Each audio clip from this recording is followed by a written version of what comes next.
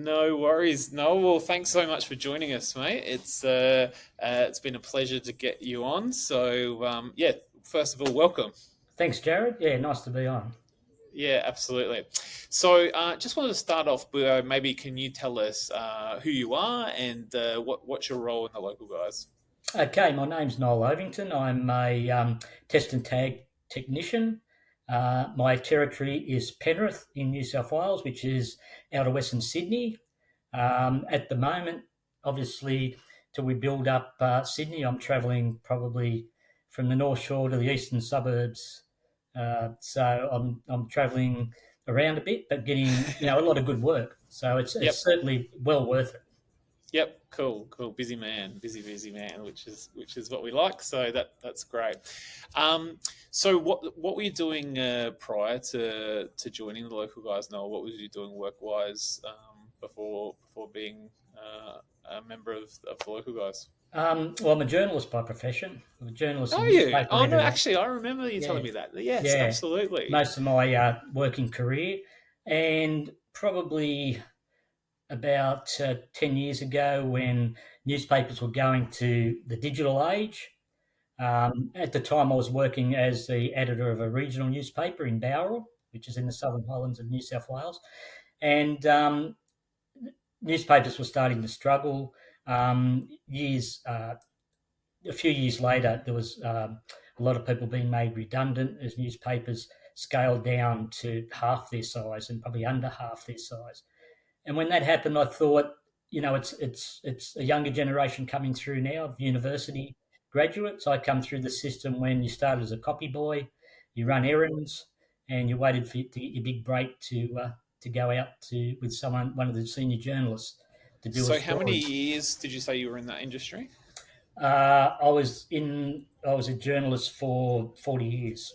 Wow, That's 40 wow. years. Yeah, yeah. And then I just went in the media roles, as in media management, media manager, communications manager for a few different companies. I was actually working for one of the corporate bookmakers in Australia before I joined the local guys. I'd been there for about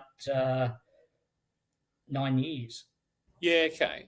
So tell me, like, I mean, did you see the writing on the wall for the industry? Did you see it sort of year on year? You could see where it was kind of going, or did it sort of have? Yeah, okay. So it wasn't sort of something that sort of within 12 months it was just things falling over. You could see it slowly year on year. It was just that little bit smaller, that little bit That's right. smaller. Even when I was editor of the Southern Island News at Bowral, we had to really get our online presence there, and it's an older like community there, a lot of retirees and that there that still like to have a physical paper to read. But a lot of younger people were moving that area too. So, and we found that more people were reading our online edition than they were our printed copy. Yeah, yeah. No, absolutely. I've got a subscription of the Advertiser here in Adelaide, and yeah, I haven't read. I tell a lie actually. Occasionally, I actually enjoy picking up the actual proper physical Yeah, newspaper and yeah, reading yeah. rather than be on the iPad and flicking through. But I do have the digital copy, which yeah. So totally know what you mean there. Um, it's I mean, it's quite interesting how industries can kind of come and go like that. I'm an ex Holden's worker. So, that was for us here in South Australia. It had 4,500 employees. It was one of the biggest employers in South Australia. And to have, that was the job to have in the northern suburbs of Adelaide. Well looked after, great benefits, Christmas show every year, and all these big things, which was a massive deal, and all these things that you got, and it was like a blue chip company working for Holden's or GM, and when they ended up moving that offshore. It was really, it makes you think you're in this industry that's supposed to be super secure and safe and all the rest of it, and then even the big guys like that or big industries like that can move on. So I'm sure there would have been a lot of fear going along in the industry. Yeah, absolutely. The journalists that have been there most of their lives were, their jobs were under threat, and that's all they knew. Mm, That's the only thing we knew. I mean, I did a bit of work in radio and on screen with Sky Channel and the Racing Channel over the years, but um, even that, it's now a younger person's career. They bring the young people through. They train them the way they want them to be, and that it's happening, across the board.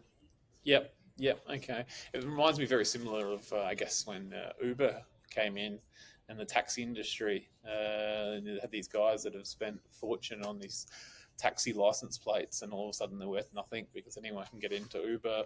Yeah, And yeah, it completely shook up the industry, which yeah, it just makes you realise that I think a lot of people think, oh, going into business is a scary thing, and sometimes it is, but sometimes just staying in one of the safe industries as well, the whole industry can go. So it's you never know. Okay, so what forced the exit out of that? Did you see the writing on the wall and decide, okay, I've probably got to move on here, or was there some sort of redundancy, or how did that exit look? yeah. No, no. I actually left. I decided that I wanted a change. So I went and worked for a few companies as a media manager, mostly sporting companies, media and communications manager, which I really enjoyed. But and that's, as I said, I ended up at one of the corporate bookmakers, working at North Sydney. Yep, yep. And why didn't you see that one out? Why did you decide that did you have a scratch that you wanted to itch in regards to business ownership, or how did you sort of go through that process to? Yeah, I mean, I enjoyed the job, but it was a lot of pressure. It was a very high pressure job. And although, I mean, I've been in high pressure jobs, yeah, all my life. I thought it was time to kick back a bit, and I thought, well, I'm not close to retiring. I don't want to retire. I've got too many, years ahead that I want to do something. So I decided that I'd take the plunge and look at something that I could buy. And I mean, the franchise was the only, as far as I'm concerned, that was the only option. A Why is franchise, that? because of a franchise has proven systems. Um, for success, if you follow the systems, work hard, provide good service, then the chances are you're going to be successful. Well, a lot higher chance than to go it alone to buy a business. Yeah, sure, sure. So then obviously you're in the stage of doing your due diligence and looking around at whatever industry and what it sounds like you were looking at a franchise, but what got you down to the test and tag industry or the service-based industry specifically? The first thing when I thought about going and buying a business was what happened recently with COVID.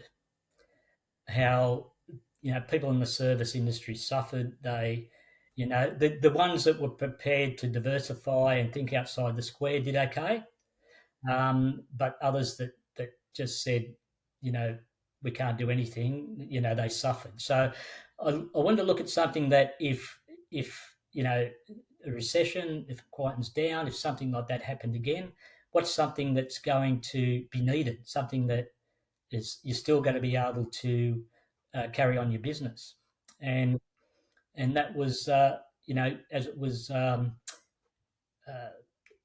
People have to have a fire safety plan, and test and tagging is the preferred uh, plan to have.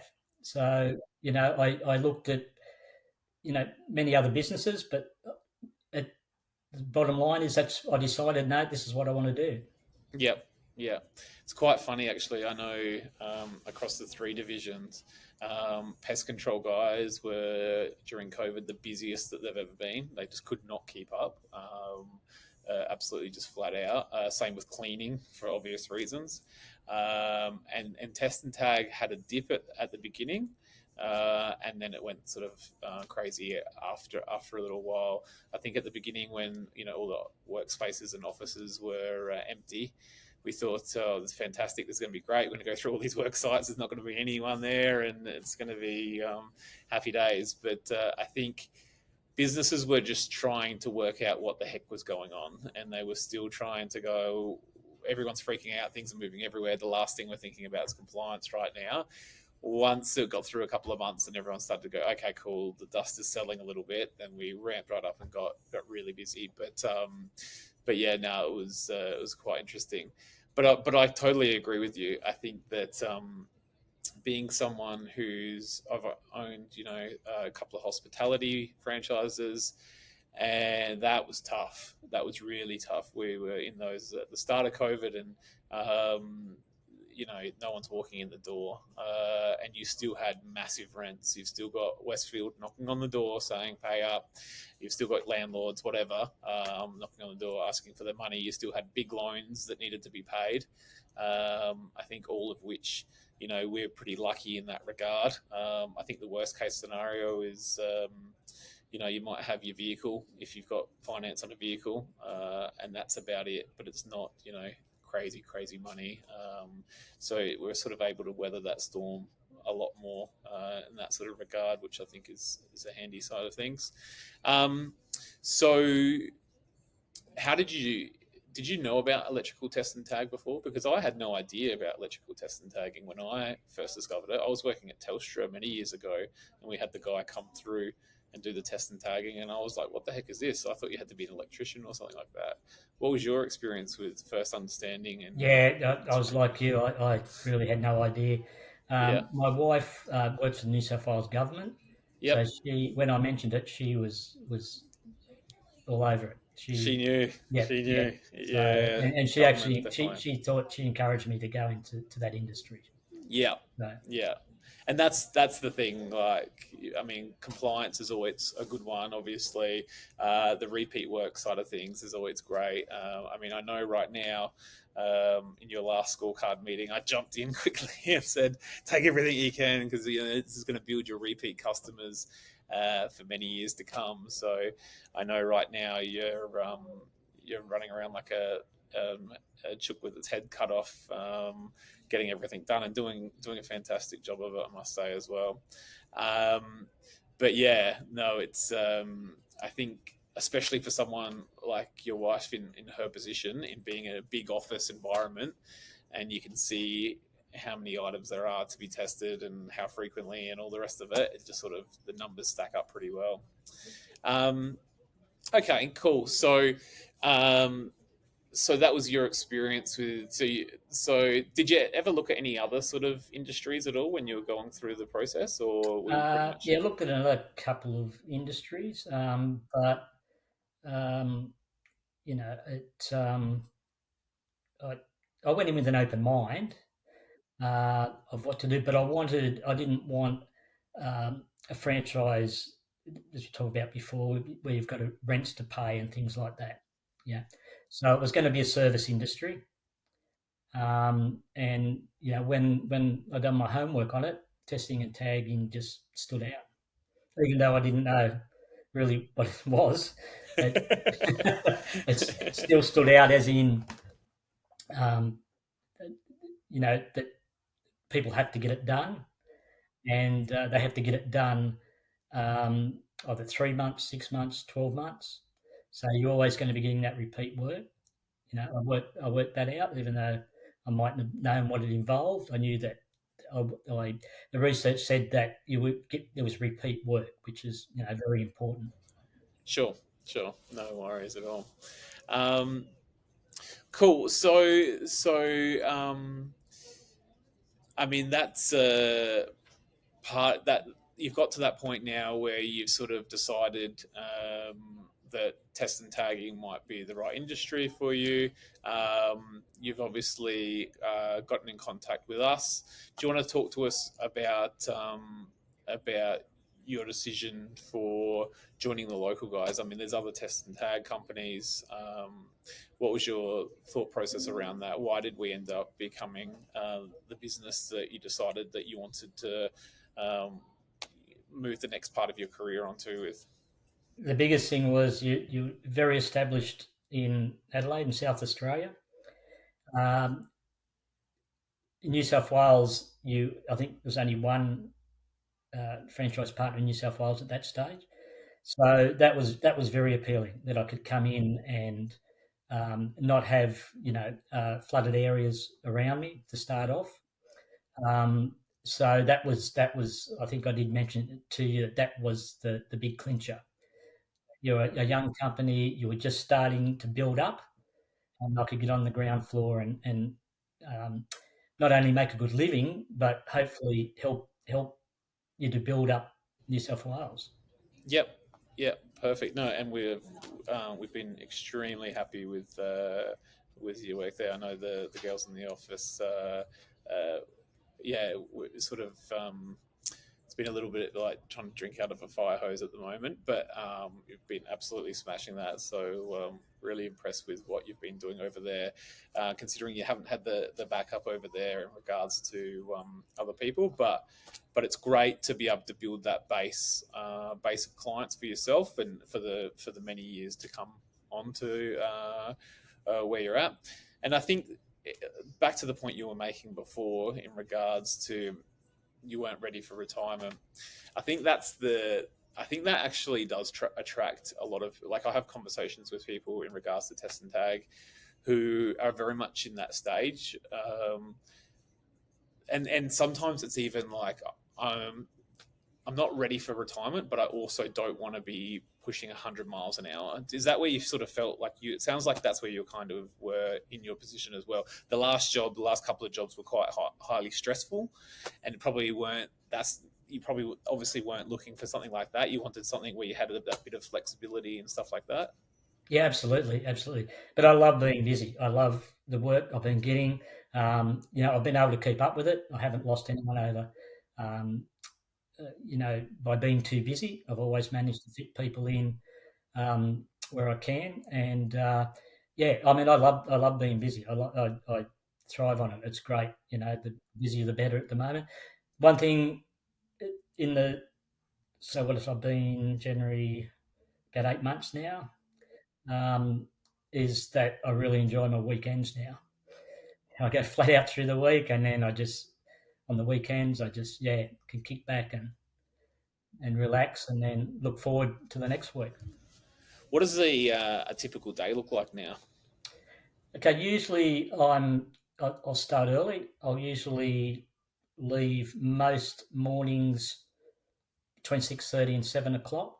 Um, Sometimes a bit earlier, depending where I'm starting. A lot of businesses I do, luckily, they open early, and they're quite happy for me to get in early when the businesses that do open, say 7 o'clock and things like that. Medical centres that I've been doing, the national clients, they're great. I can get in at 7 a.m. Although they open at 7 a.m., I usually get in about quarter two. I knock over the reception, and I'll probably go and do the dental receptions before they get in, and then I get a list of the doctors that are coming in at 9 o'clock and 10 o'clock, so I get those done. And then the vacant rooms, I get those done as well. Then all usually treatment rooms, all I've got left is the ones that have got doctors in them, and then it's just a matter of waiting till they open the door and saying, they've been told that I'm there to do it, and they're really good. Just say, look, I've just got to do it. It's only going to take me 5 minutes to test and tag there and get that done. So yeah, and usually I usually finish as a rule um, between 3 and 4 because I start early. I mean that probably more towards the 4 o'clock, 4:30 stage um, on a typical day. And you I'll set your start. own hours on that, obviously. Like that's whatever. So, like if you wanted to, I mean, right now, obviously you're very busy, so you're trying to get in as much as possible. But you could finish at whatever time you wanted to, Oh, basically. absolutely. Yeah, Yeah, yeah, absolutely. Yeah, yeah. yeah. Now, I do it by choice because I want to do it. But yeah, I could. There's no doubt I could be. I could do that. But at the moment, um, while it's busy like it is, I'm going to take advantage of it. Yeah, yeah, absolutely. No, I don't blame you. Because at the end of the Um, day, when new people come in, the more work I've got, I think the better it'll be for new people coming in. If there's a lot of work out there, it's going to benefit everyone. If look after the customers, make sure that they're going to come back and be a customer for life, and I can do that, then I think I'm doing my job. 100%. No, I couldn't agree more. And I think that's what it's all about. And I think that's where it comes through, being picky about who we let into the franchise and having people out there that are representing the brand in the right way, and providing that high level of customer service that we know that we get reviews on you all the time in regards to that sort of thing. So, and that's what it's about. And then ultimately it grows the value of your business. So eventually one day, if you decide to exit, you've got an asset there that you can sell, and obviously make a profit on. We've had a franchisee that just sold out recently at 3 times their buy-in price, which was great, and they were in less than 2 years. So like that's part of everyone's journey. Everyone's at some point going to exit. So it's just about having everyone leave better than the way that we found them, I think. So yeah, yeah, yeah. And I think that's the whole thing about ensuring that we've got high brand standards and all the rest of it, is so that we don't have that rogue franchise partner that's out there that's ultimately bringing down the value of your business, because you might be looking at exiting. I don't know, when you're looking at exiting, you might be good for the next 10 years or 20 years or whatever you want to do, but you might say, all right, I'm in this for 10 years and then I want to exit.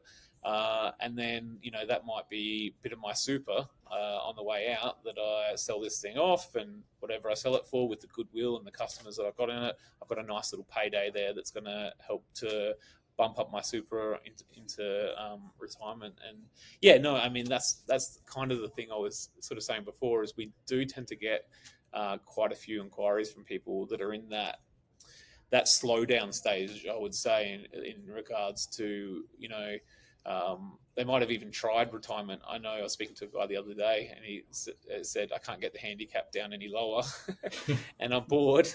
I want to go back to work, basically, which I completely understand. So, how have you found it, this sort of like the work life balance and doing the actual work? I mean, it's a very repetitive job. Do you find that you find it boring at all, or how do you find the No, process of doing the I actual find work? it challenging. I find it Yep. challenging. I mean, I think I've learned a lot over the last 6 or 7 months, that if I'd Yeah. been quiet or had come into an area, uh, and then there were established franchisees around, I wouldn't have picked up what I've picked up now. I mean, quite often I've contacted you or the support centre, but a lot of times I've worked it out myself. Before I've had to call. And I only call if I'm not going to take any risks. Um, I will call, but if it's just a matter of working, looking at it, studying it, working it out, then I'll probably come across a lot of situations that probably some guys that have been in a lot longer haven't maybe come across. I don't Yep. know, but Yep. I'm it's sure. just things, yeah, that you can't train people for. They just come up Yep. in the workplace, and yeah, There's quite a bit in that in test and tag, to be honest with you. It's like, there's lots of grey areas where it's not black and white, and it's just like, it's kind of, I would say it's like the I before E, except stuff to see. Like, it's like, this is the rule, and unless this mm, reason, and then we've yeah. got Well, that's right. it completely breaks the rule. Yeah, yeah. A lot of it's just common sense to Yeah, and I work think through. that's a lot of the support calls that we get and I get that come through in the support center, is it's almost more reassurance. I think people know the answer to it, but they just want that reassurance to go, this is right, and it's like, yep, you know it, you're good. But it's good to have that backup, I guess. But it's good that you can work through those problems as they come up anyway, and you just back yourself, really. Yeah, I mean, so many jobs I've done where things have been tagged incorrectly. You know, Oh, So many. How often is that out there? Quite often. Yeah, yeah, I think I contacted support centre about one of the TAFE colleges I was doing. yep, All that they had computer rooms that were like wall to wall computers where, and the leads were tagged 5 years. Monitors and CPUs weren't tagged at all. yeah, yeah, Yeah, and and, yeah, and I said, well, what should I do? Should I, because it wasn't on the work order to do them, yeah, and said no. If they want to be compliant, you've got to do it. So, yeah, yeah. and I And think that's it the ended up thing. being like 3,500 tags that job. Yeah, wow, wow. And I think that's the thing about electrical test and tagging is that it's so easy to get your license. You can go do a 1 day license, and I'm sure you would attest to this. At after that license, whether you feel confident in being able to running a test and tag business by yourself, I would dare say far from I said, what have I done after the it. course? Yeah, If I had to yeah, go out and test and tag, I don't know, say 200, a place with 300 tags, yeah. I would have been a mess. I don't know what a, it's just so basic, and they rush through it. They go through it. Yeah, Obviously, the basics. You know how to use your the pack tester tester. and things like Yeah, that. But yeah, it'll be a very slow process without the training that the local guys provide. yeah, yeah. I I think left that's that the thing. training confident that I could go out and do a big job straight away. Yeah, That's yeah, by going out with the guys in South Australia. Not that the classroom was great, but to actually go out and see the guys working and work with them, it just does so much for your confidence. yeah. And I think that's where the light bulb turns on for most people is when, I mean, most of the people that we have in are guys, and we've got female technicians, and they're fantastic technicians as well. But most of them are guys, and I think guys are very much more, or generalize here, but very much more hands on, and we're generally a lot more simple, and we need to be shown or physically doing the task for it to all to see. At least I know for myself, and and I know that that's the feedback that we hear very often. Is that once I actually got in there and got my hands dirty and actually got to do it, it was like, okay, this makes sense now. I've done it for a whole day, or I've done it for a whole week now. Now going out to that first site by myself doesn't seem as scary. I wanted to get some maybe some advice from you. What would you some sort of advice that you would potentially give to someone who's just starting up their own new business? I just want to see if we can add some value. What's some sort of things that you would suggest through your journey now that you would say that is a no-brainer or a very valuable tool for people who are going through that process to ensure that whether it's customer service or whether it's just local area marketing or any aspect of business, what's been one of the things that you would say that's just been really important and a big learning for yourself? Have you got anything like that? The biggest thing I think is you've got to come in to the business or any business with a positive attitude, and I can attitude. If you come in thinking, oh, what if I don't make any money? What if I, you know, can't pay the bills? That's you're certainly working frightened, and that's not the way to do it. Have a positive attitude, believe in the system, and to have someone that's training you. William and Nash went out with. William was just great with talking about, this is going to happen the first 3 months, but then when you get through that, this, and he was spot on with what he said, and what after that, I was, I said, well, I had a positive attitude. I was confident to go out there. I knew, being in Sydney, we had to get the word out there. It's not like coming in where the brand's known. But once it started, then the work started coming in. We got the national clients. It all, I I was had a positive attitude before that, but that just reinforced that. I think that's the most important thing. But you've also got to, the system works, but you've got to do the work. You have got to do the work. You've got to be prepared to roll your sleeves up and go out and do the work. Look after your customers. You've got to get there on time. You've got to uh, do the job right. Be polite and things like that. I think. I mean, we've all had tradesman jobs. We book tradesmen. They don't turn up.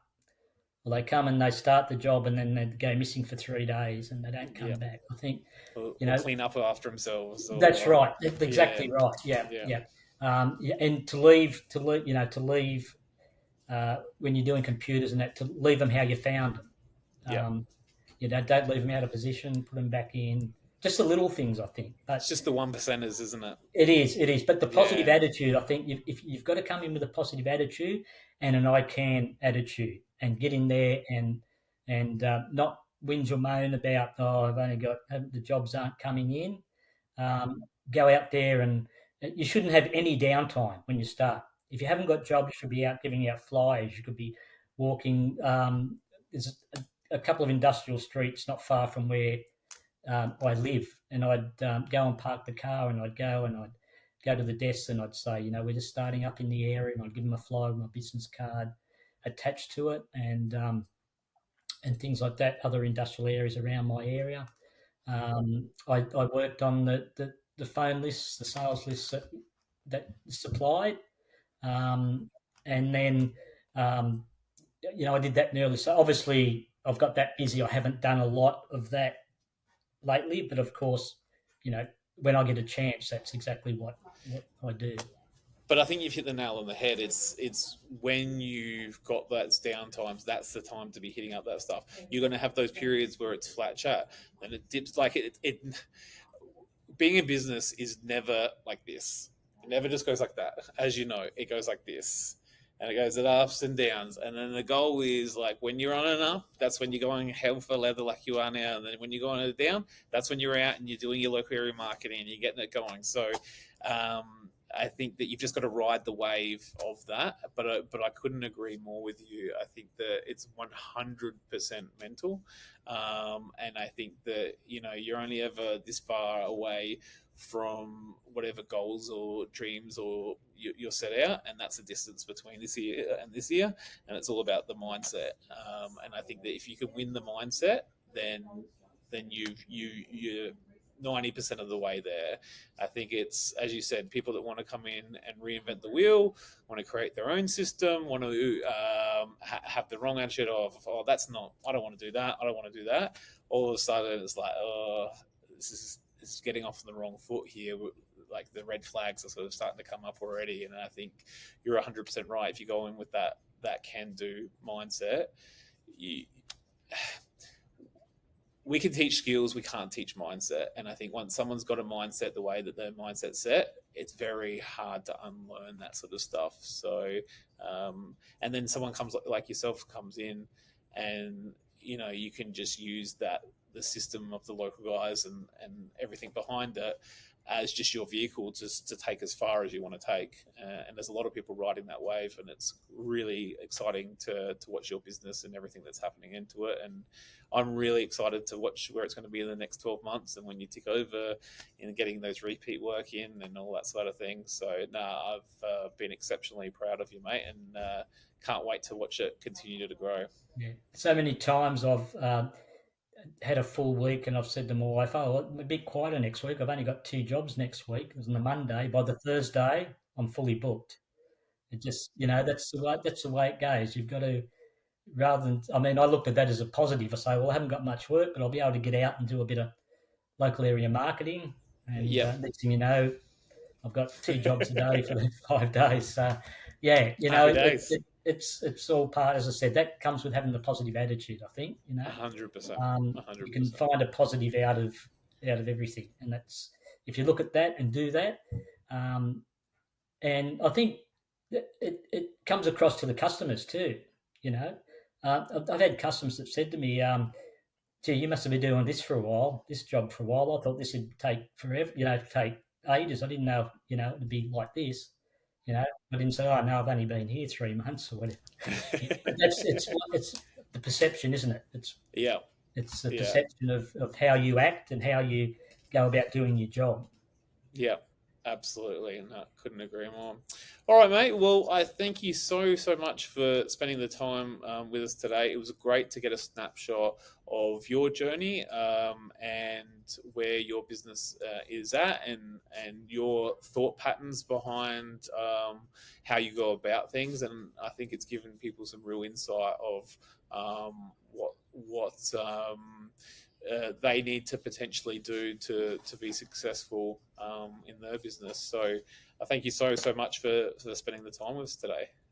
That's great. Thank you, Jared. And as I said, the good thing is, I think once we start building Sydney up, this experience that I've had being so busy is Yep, going to be invaluable to what I can pass on. definitely, definitely. I think, you know, I think that what I've been through in such a short period of time, I think that's going to be a big advantage down the track. Yep. Yeah, no, I couldn't agree more. Couldn't agree more. Mm. All right, mate. No dramas at All all. right. Well, thank you so Thank you. much for that, and you enjoy the Been a rest of pleasure. your evening. Thank you. Okay. Thanks, Jared.